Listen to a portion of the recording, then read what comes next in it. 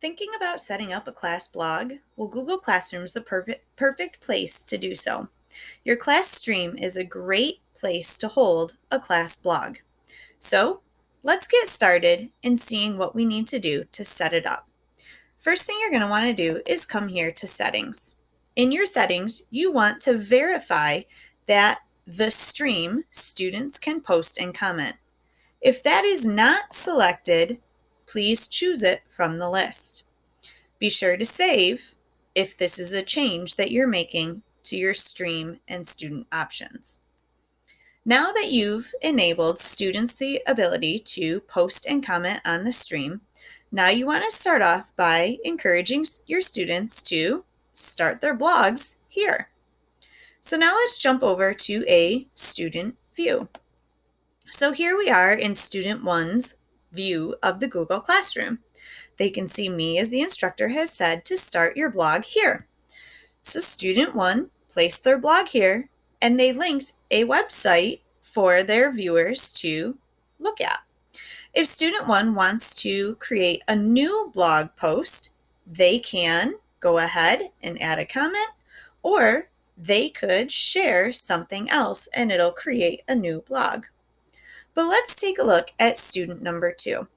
So here we are in student number 2's view of the classroom. Here they can see student 1's post and they can add a comment. And then they can post it. And so now it'll show up under student 1's blog.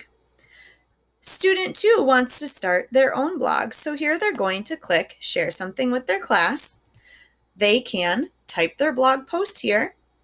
They can click add to add if they have something in their Google Drive they want to share, a link to a website, a file from their hard drive, or even a YouTube video.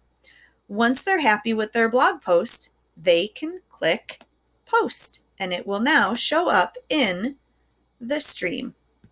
And now other students will be able to view it in the class and comment on it. Real quick, let's go back to the teacher classroom. Now, there may be a time where a student is potentially posting something that is not acceptable. So you have some options. Here, you can select the 3 dots near the student's post. You can delete it, or you could mute that student, meaning they can no longer post. For now, I'll just delete it.